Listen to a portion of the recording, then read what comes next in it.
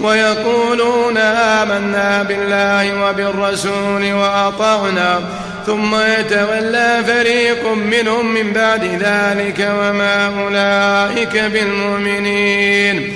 وإذا دعوا إلى الله ورسوله ليحكم بينهم إذا فريق منهم معرضون وإن يكن لهم الحق يأتوا إليه مذعنين أفي قلوبهم مرض أم ارتابوا أم يخافون أن يحيف الله عليهم ورسوله بل أولئك هم الظالمون.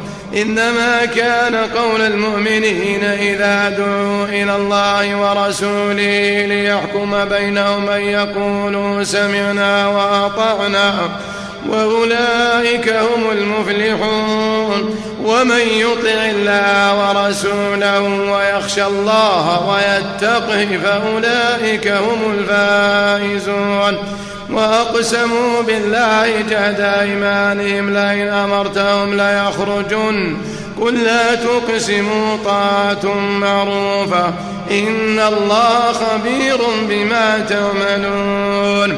قل أطيعوا الله وأطيعوا الرسول فإن تولوا فإنما عليه ما حمل وعليكم ما حملتم وإن تطيعوا تهتدوا وما على الرسول إلا البلاغ المبين.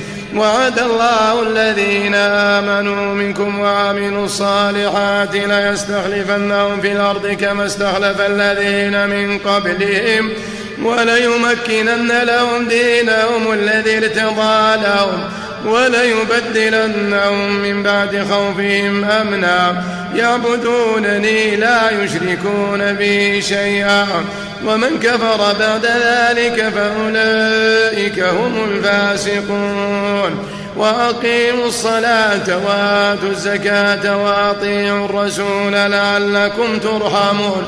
لا تحسبن الذين كفروا معجزين في الأرض ومأواهم النار ولبئس المصير.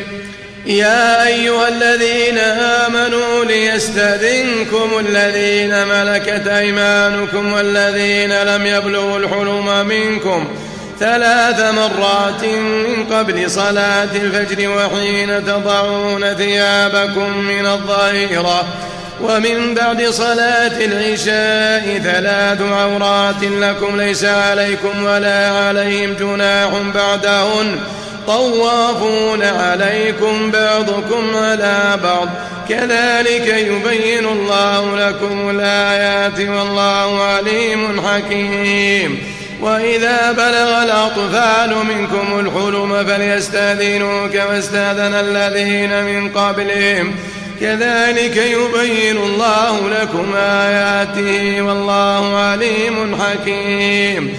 والقواعد من النساء اللاتي لا يرجون نكاحا فليس عليهن جناح أن يضعن ثيابهن غير متبرجات بزينة وأن يستعففن خير لهن والله سميع عليم.